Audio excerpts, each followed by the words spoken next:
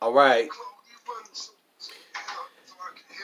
Ladies and gentlemen, this is Tour Stories 2, the second season. We are happy to have you here. Thank you guys for tuning in. Man, listen, we got a special guest this week, the infamous, the spiritual spitter, Mr. Cola Rum. We got him on the line with us right now, so we can go ahead and get right into what we're getting into. If you're looking on the screen, you can see him performing on the side, man. He's an author, spoken word artist, slam champion, shit talker, all that. Ladies and gentlemen, we got Mr. Cola Rum right here. Mr. Cola Rum, are you there with us? Yeah, I'm here with you, brother. Man, what's up, man? I'm so glad that you gave us some of your time today, man. We really appreciate it, man. I kind of had a format lined up, man, but you know, however you want to do it, I can flow with however for sure. Well, I guess we could start from the beginning. Take it back a little bit. Now, when I first started out in poetry, right? Yeah. I go to a show at the aquarium in Stone Mountain, right? Yeah. And I think I saw Malik Salam. I seen Amir. I seen maybe somebody named Roderick. I seen a lot of cats on stage, right? And then I seen a guy come on, man. This dude spit some of the coldest shit I ever heard that I never heard before. You feel me? Yeah. And that was you, brother. Yeah, the aquarium. I mean, we used to be going at it in the aquarium, man. That was Malik ran that spot. Though. Malik was he was the beast in that spot. You couldn't beat him. Yeah, they had a cash prize and everything, man. That was really my first time getting out, man. I saw Malik and he took his shirt off and he walked through the crowd and did the poem, you know. Yeah, you couldn't beat him, and everybody had they spots. Everybody had their spots where you couldn't beat them. Right. And me, like Blue Milk was this artsy gutter spot. Uh-huh. A lot of white people be in, black people be mixed in.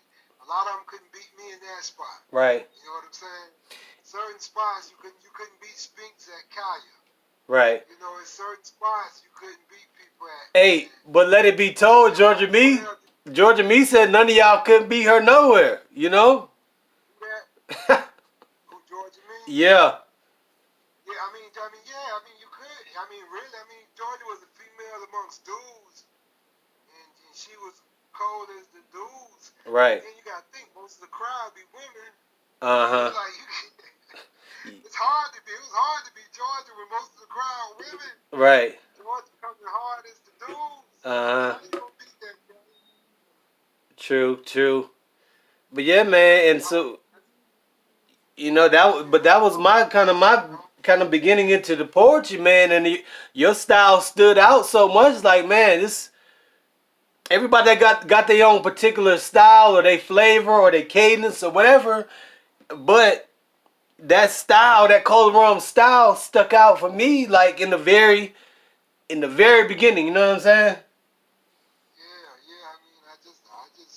I was coming up there doing me, man. I don't do what everybody else do. I just do me. Right. I was trying to limit nobody else. Right. I'm gonna come do me. And that people feel me how I do it. and that's it's interesting you say that because your style, man, some cats they can rhyme good and you can pick the rhyme up by the second time you hear the poem, but you got a style that's hard to, you might catch a little bullet every now and then, but your style, man, is so original that it's hard to even, even if a cat was trying to copy your style, you would know it instantly. You know what I mean? And that was the purpose of me doing my style like me. So once somebody try and copy, somebody would know it automatically. Automatically, yeah, man. Now I'm gonna appreciate the arts, man. And you wrote a piece called Two-Headed Camel, right?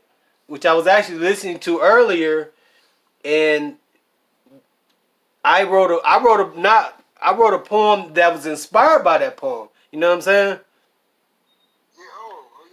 It's called talking shit, man. I was like, man, this boy Cola put so many goddamn metaphors and bars in this thing.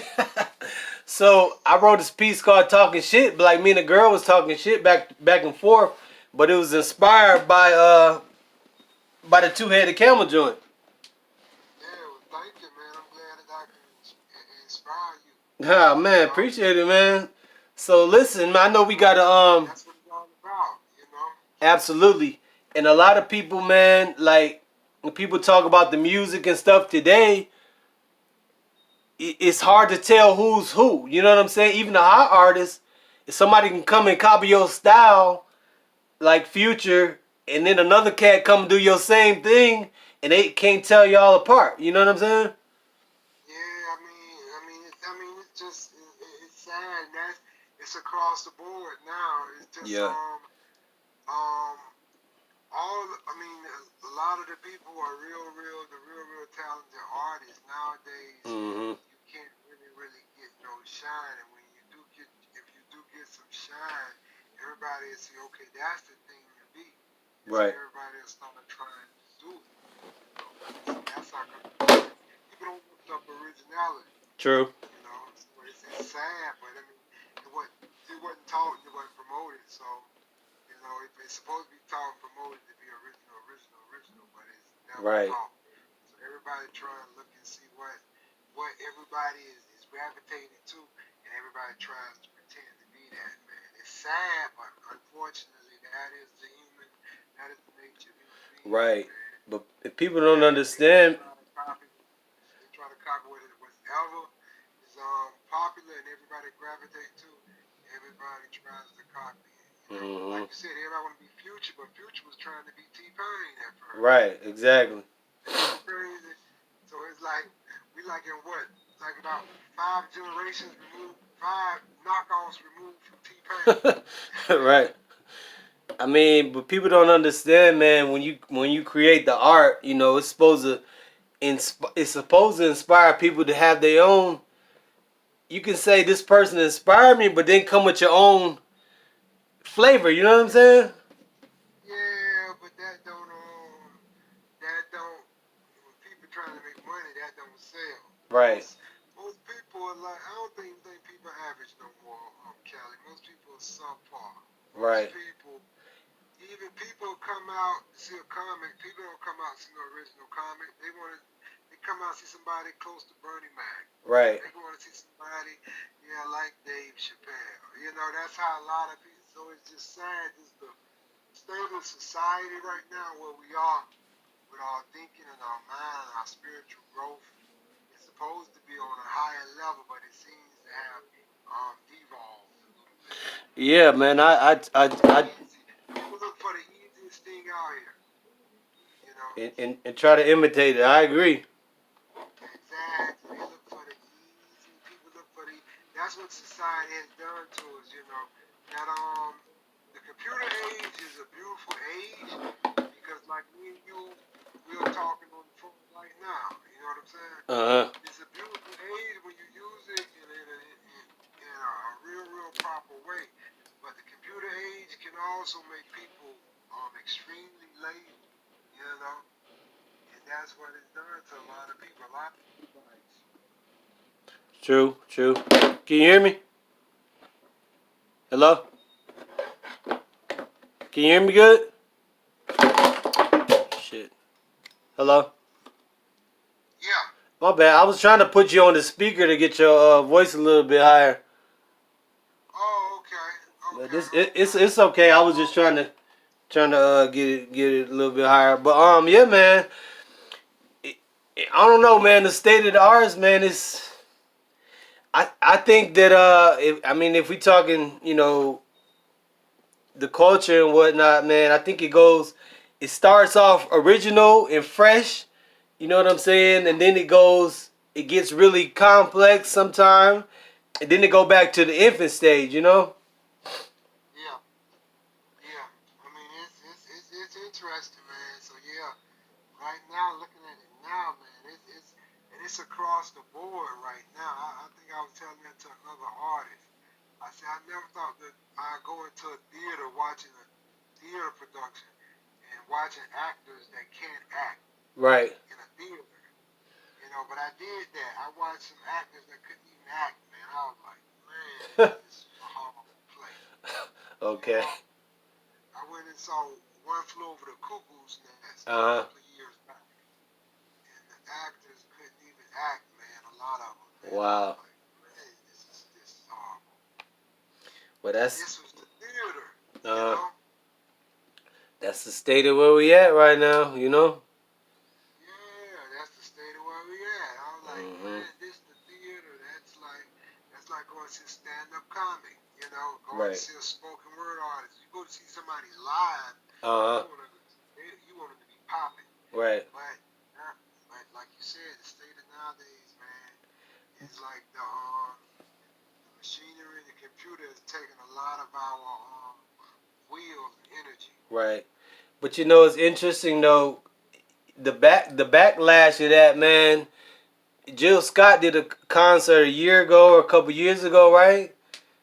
Uh-huh. And she was talking about some sexual things or whatever, and then she started, mimicking.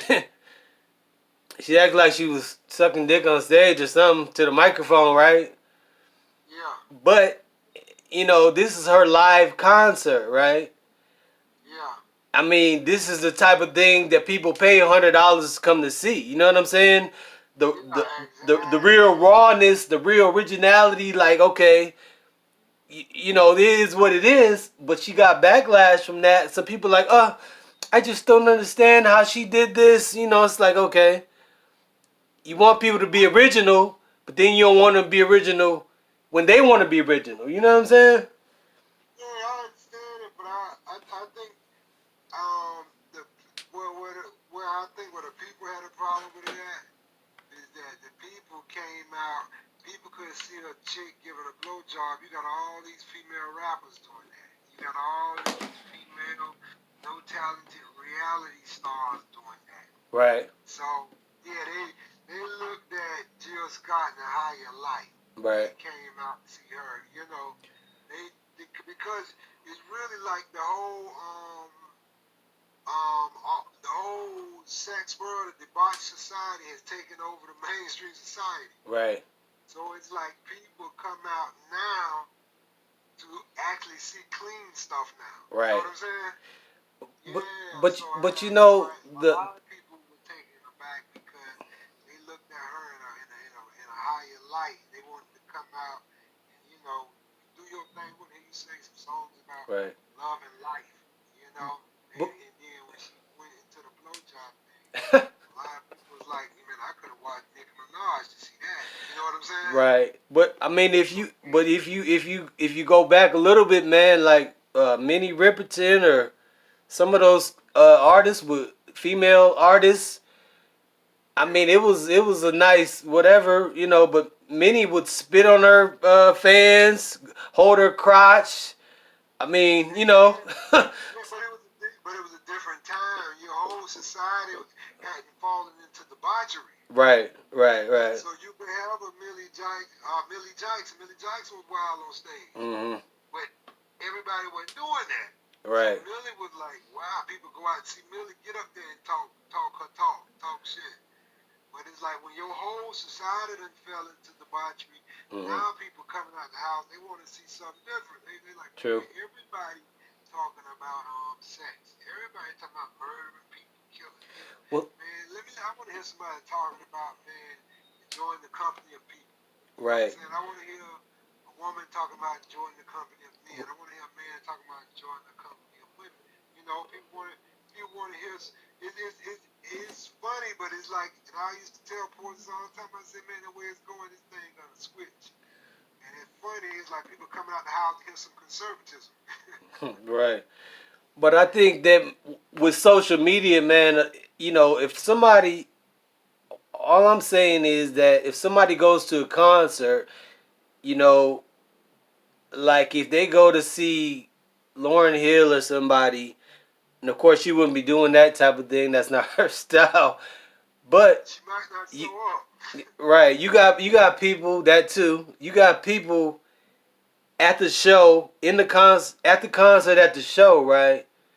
And then you got people at home, you feel me, who wouldn't pay for that, who wouldn't pay for the concert, but then to give you all the critiques of how bad it was and what the artist shouldn't have done, and you know.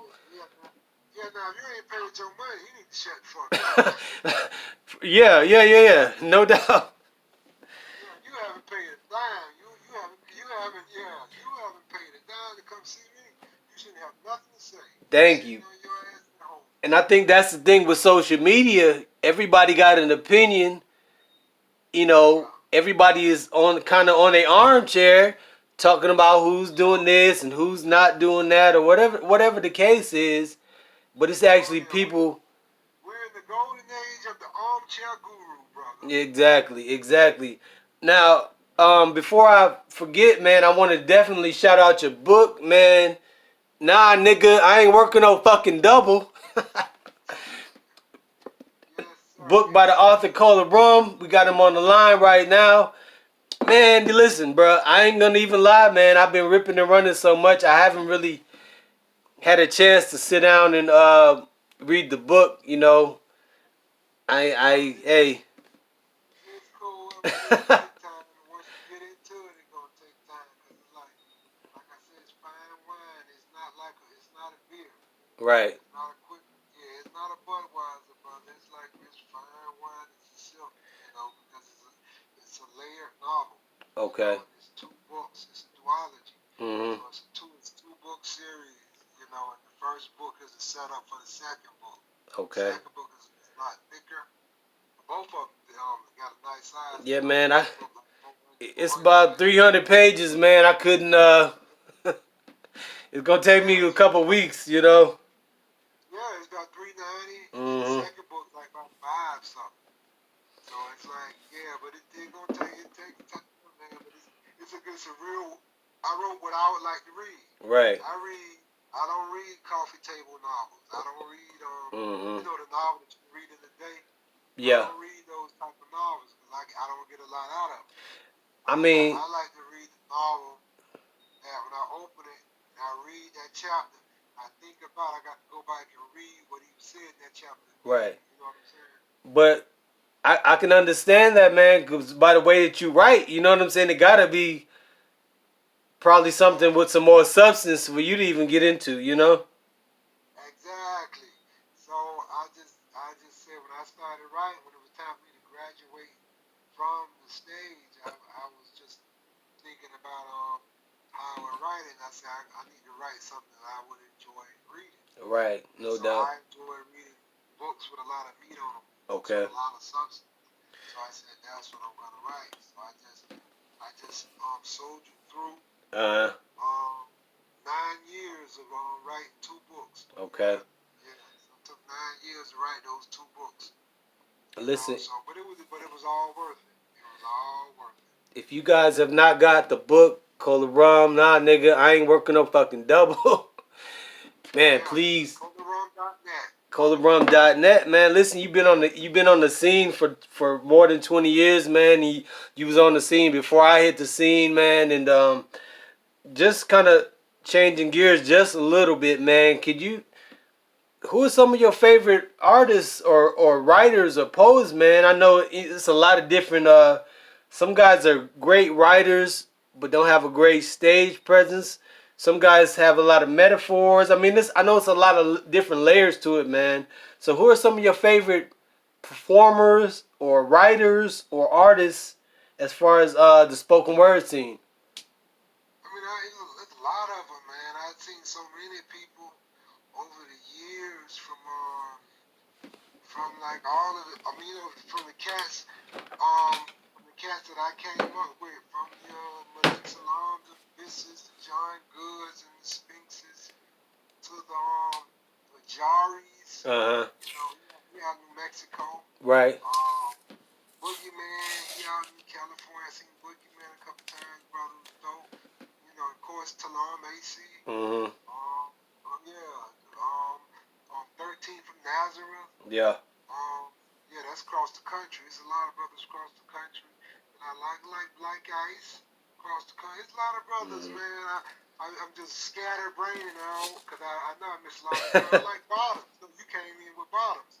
Right, right. Bottoms always been dope. You know, you came in, y'all came in with y'all gritty style.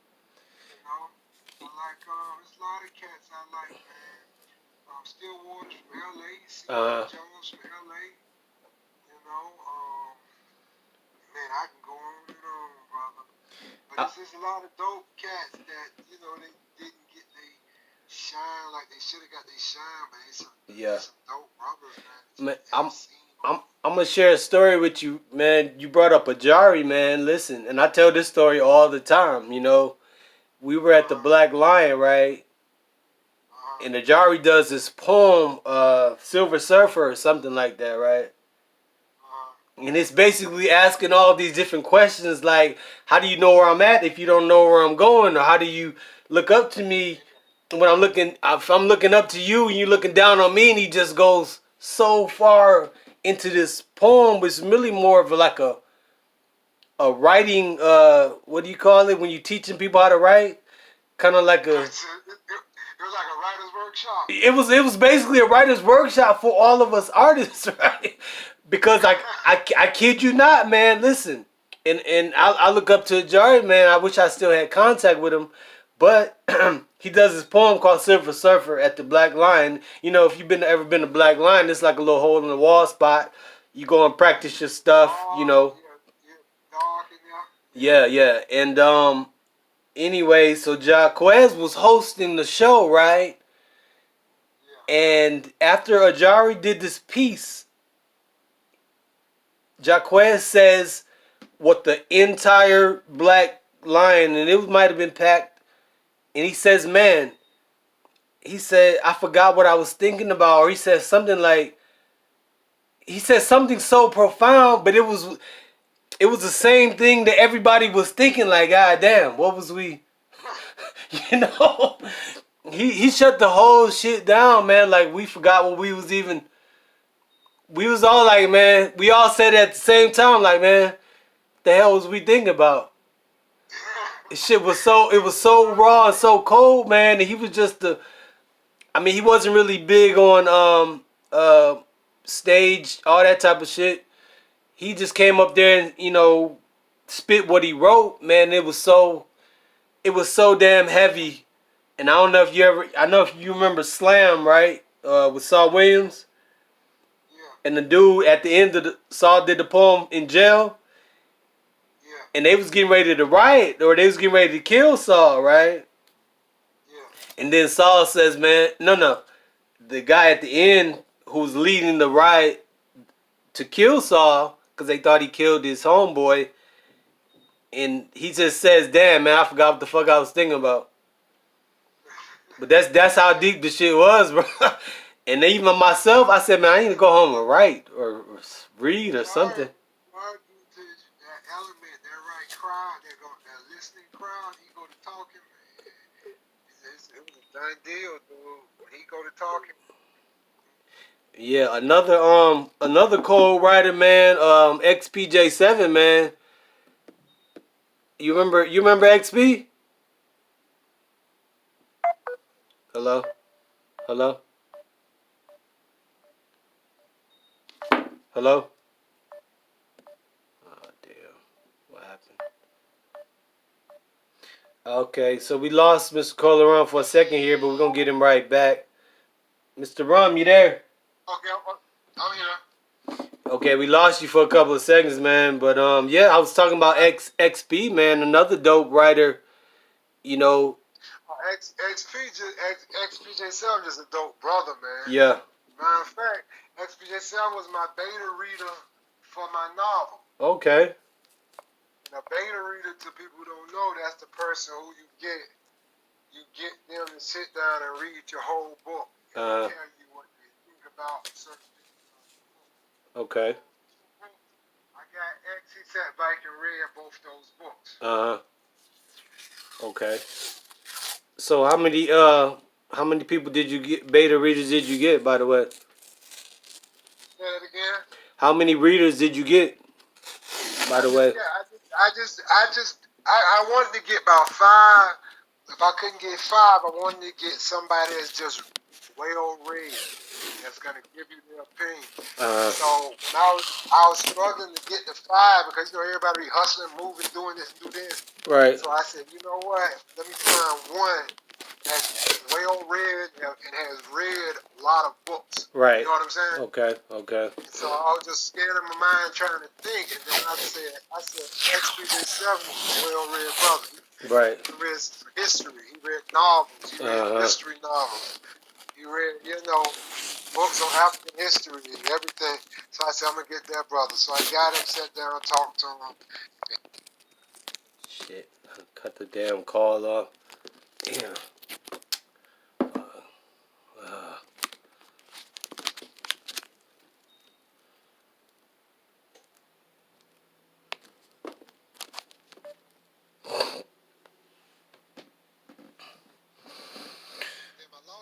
Yeah, my bad, man. I was trying to put this phone closer to the microphone. You there? Don't worry, we gonna edit all this out.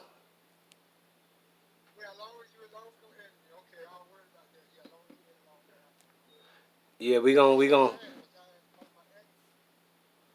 talking about X.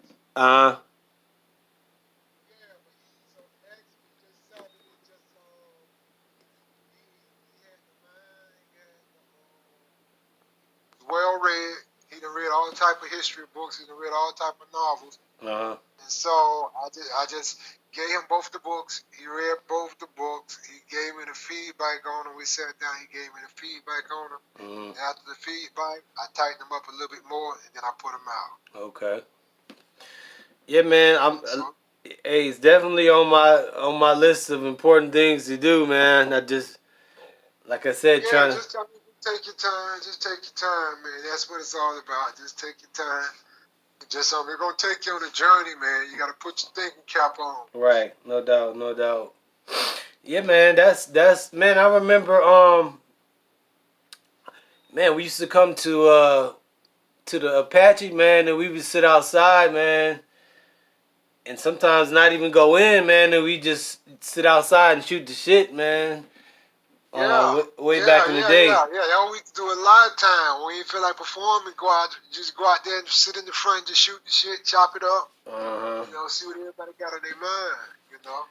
Yeah, man. I remember me, Red Storm, and some other cats, man. We had already performed, I believe, and so we went outside and we just started spitting, not freestyling, but just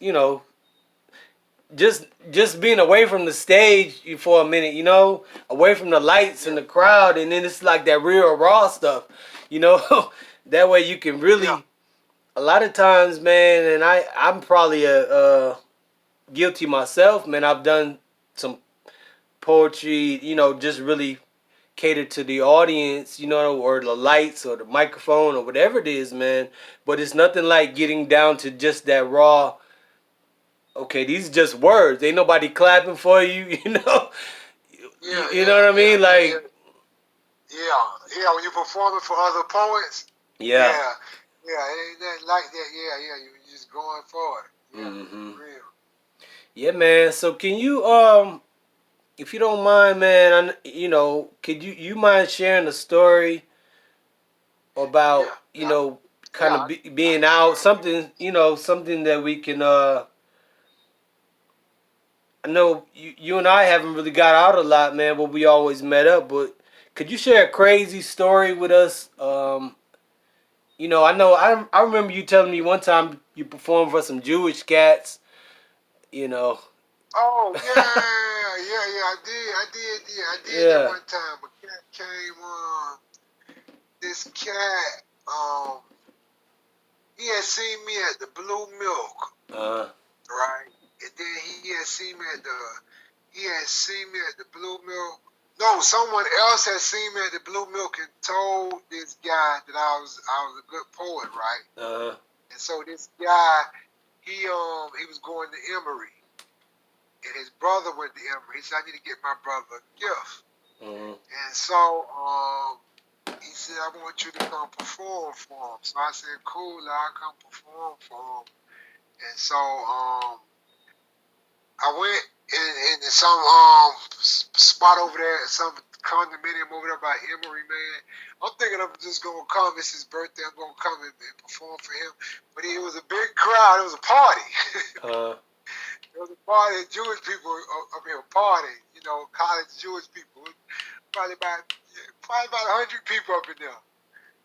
And so I came in the middle, and they cut off all the music, and I just started spitting for his brother in the middle. okay. You know, I spit about 3 poems for his brother in the middle. Okay. And brother was so appreciative of it, man. I just told him, I said, man, that was a dope ass gift to give your brother. Mm-hmm. Because he had said he had seen the movie Slam. Right. And so he wanted to get a spitter. He said his brother liked the movie Slam. Oh yeah. Someone who had seen me at the Blue Milk had told him about me, and he called me and asked me would I come. Right. And I came out there and I spit for his brother, man. Yeah. Okay. Yeah, that was fly. That was fly. That wasn't crazy. A crazy one now, I can tell you. Okay. You say the road stories. Right. Me and Goldie went when Del Poetry Jam was just first started coming out. You know, when they first started, they had tournaments. Right. To get to Del Poetry Jam. A lot of people don't realize that. Yeah, Malik won that joint at Aquarium. That I think that's when they picked him up for. Mm-hmm. And me and Goldie performed at the one in Detroit. Right. And after we performed in Detroit right that night, there's a party going down. We partying. So we had a hotel room. Goldie leaves with the honey to the hotel room. I had the car. I'm macking at this other chick, you know. And so the other chick that I'm macking at, I had the car and dropped Goldie at the hotel. Right. So I took the chick I went back to Mac that for a little while. She wasn't putting out nothing though. Okay.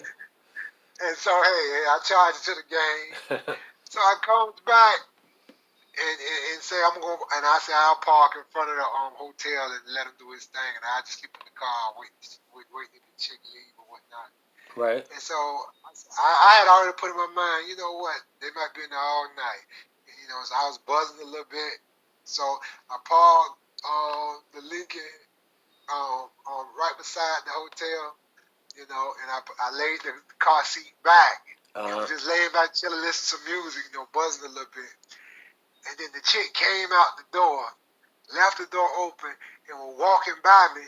She was walking real fast. And she ain't say nothing to me in the car. She just kept moving real fast. And I said, damn. I said, she walking real fast. She ain't say nothing, left the door open. I said, what she done did? You know what I'm saying? And so I got out the car and I looked at her and I tried to